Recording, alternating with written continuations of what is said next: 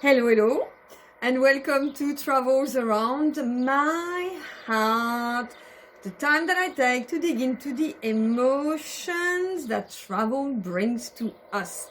So, yesterday, I talked about connection with travelers, and today I want to talk and share some tips on how to connect with local people when you go to a destination, which is really the reason why I travel, and I think a lot of you do that as well. So I'd like to share 6 tips with you.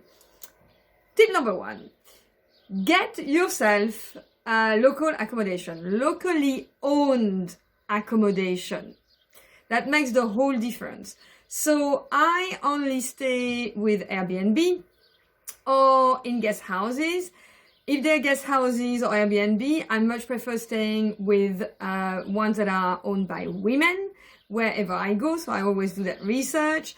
Again, I check the testimonials just to make sure that it's a great place to stay. And the reason why I do that, and I choose a place where the host is in the house. It's really important because then it means that you have someone to talk to, someone who is going to give you loads of fantastic advice. So for example, in Argentina, when I went to Buenos Aires, I stayed not with a woman, but with a really dashing man who happened to be gay, sadly, but he was a really lovely eye candy. So this is it, shebang and shebang. You get the advice and you get the nice things to look at. So what is there? It's amazing. The holiday starts really, really well. But it makes such a difference because I knew all the great places to go, which was amazing. Another example is when I stayed in Bali. So I stayed in a small Airbnb guest houses, because it was pre-Airbnb. But one of the things that I did in order to connect was to buy dinner to the family where I was staying. So there is something that's very popular and quite expensive in Bali, which is eating duck, and you only do that for special occasions. So I asked the lady that was looking after me really beautifully to organize dinner, to go and buy the duck, and I paid for that, and I had dinner with the whole family. And it meant that I just really, every time I went back to the guest house, I felt so much like I was at home and cared for and loved for. And it made really, really the whole difference. Second tip, get yourself a local guide or buy an experience that's local, that is run by a local guide, not a foreign guide, please. So, of course, you can find those on Airbnb now very easily. You can find those on Get Your Guide. That's another website. And another one that I have just been given is called Make Your Trip Better, which is about website connecting travelers with locals. Just to be clear, I'm not making any commissions out of these places. I'm just sharing the information that I use. And obviously speak to the owner of the guest house, or the Airbnb or the accommodation where you are, because they have cousins, they have brothers, they have people from their family that are going to take care of you. So it's really a matter of just asking all the time. So I think those are pretty obvious. Also, if it's not an experience, go to a local festival, because it makes as well such a difference. You can meet people. It's in a secure environment. Nothing's going to happen to you if you don't do stupid things. So it's a great way as well to get into things. Which leads me on to tip number 3. And that has to do with attend classes that have to do with your hobbies. So if you're into knitting, do some research about a knitting club. If, for example, when I was in Lima in Peru, I could see that they had loads of knitting clubs everywhere, which was pretty cool. I mean, I don't knit, but if I was a knitter, that's what I would do. If you're running, then join a running club. If you're a religious person, then join the church, the church choir. Find out when they have rehearsal. I was into tango, so when I went to Argentina, I took a group lesson. But I liked my teacher, so I got to take private lessons afterwards. And Camila then became a friend, yes. And I then went out to milongas with her because I was on my own. And it was great to have someone who was also looking out for me and would explain to me, okay, this man is looking at you, that man is looking at you, like you can't see it, but that's the way that it works. And it's great to have someone that just introduces you to things that you don't necessarily see. What did I do? And also I went to salsa when I was in Lesotho. And again, that's the way that I met local people. Number 4, because I can't count on my fingers anymore, is use LinkedIn. There will be people that do the same job as you do, are in the same industry, that will be in the country where you go to. So that's something that you are already sharing. So I would just do this. I'm very lucky in the sense that I work already in the tourism industry. So whatever I want, I just reached out on LinkedIn, or I reach out on Facebook because I've got Facebook group of people, practitioners in responsible tourism. And I just have to say, hey, I'm coming, like who is there? Who can I hook up with? And that opens more and more and more doors. So I know it's not something that you might be thinking about. That's obvious, but it's a great way to connect because you share something, you have something in common. And there are also LinkedIn groups such as, I looked very quickly, something called 100 Women in Finance. If you are in finance, there is even a group called Black Women in Finance. So you will find a group where you can post something on LinkedIn. Number 5. I'm sure that a lot of you might think that volunteering might be a good idea.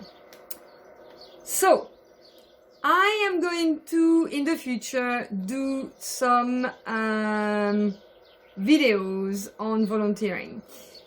Because in the interviews that I was doing with lots of women, I was hearing things about volunteering that were making my ears buzz. And where I was saying, oh, no, this is not the way that it should be done. So I would stay away from volunteering because it's not done very, very well in many countries. And if you are thinking about volunteering, please do your research very, very carefully because there is so much malpractice around that it is better to stay away. Oh, sorry. Wait for when I'm doing a couple of videos to tell you more about it, or ask me some questions if you want to know. So actually, my 5th tip is take your best friend on your holiday, and my best friend is always Google Translate. So download the app. It works remotely. You don't need to have an internet connection. And I've had several amazing conversations in taxis and everywhere just with Google Translate. And because you can also hear the sound, it's superbly helpful. I take every single opportunity to have a conversation. I have conversations with waiters, with taxi drivers, anyone, I don't care. Yes, I just, every time there is a local person at hand, I will always try to speak a few words and just make an experience out of it. You never know. Like, I think I told you I was stuck in Peru. I was stuck in the, oh my God, I can't remember what it's called. That thing that goes down. I will find it again. Because we had an electricity cut, and I just started talking with people in there, and it was really cool. Those lifts that you have in the ski station, I can't believe I forgot the name. Okay, so that's fine. Let's move on. So superbly important. And the 6th tip is, of course, your holiday starts before the holiday. So when you do your preparation, I know that many of the women that I talked to told me that language was a massive issue with getting to know people or speaking to local people. So one of the things that I would advise is to prepare yourself for that. So first of all, kind of listen to local music. I don't know about you, but for me, language is a music. So if I get used to that music, I'm more inclined to start understanding what's going on around me. And it sounds familiar, so you're less afraid of it, even if you don't understand. The second thing is watch movies from that country, because it's also a great way to get into the culture. So there are so many really, really cool series on Netflix to understand the culture of a country. So, for example, there is a series in Spanish, set in Spain, called Valeria, which is really, really cool, very funny, like really catches the Spanish humor and edge. One that I can recommend for France is something that I've just discovered. It's called Eddie, and the great thing about it is that it paints France in its true color. So it really gives you a great insight into what's happening in the nice and pretty France, and in the not so nice, pretty France. And it's got fantastic jazz music. One of my favorite series that I was watching when I was in Latin America was called Green Frontier, and it's set in Colombia. And what I love about it is that it gives you such an amazing understanding of the spiritual world of Latin America. It's really, really amazing. So. And then one of my favorites at the moment, they've just launched series 2. It's Girls from Ipanema, that's set in Brazil. It's just fantastic. Again, fabulous jazz music. I'm a big fan. And the last thing that I want to finish with is polish on your seduction techniques. Because the best way to experience a country is, of course, to have a little holiday fling. So there are loads of different things and little tips that I could give you more on that. But preparing oneself, maybe going and buying nice clothes, refurbishing your wardrobe, and going out on holiday to think, hey, I'm going to have a good time. That's also a nice way to meet a local. So there you are. I hope that was helpful. And as usual, please comment and tell me if you've got other tips and other ways that you prepare for your holidays, or that you meet local people when you are in a destination. Thank you and have a lovely day. Goodbye.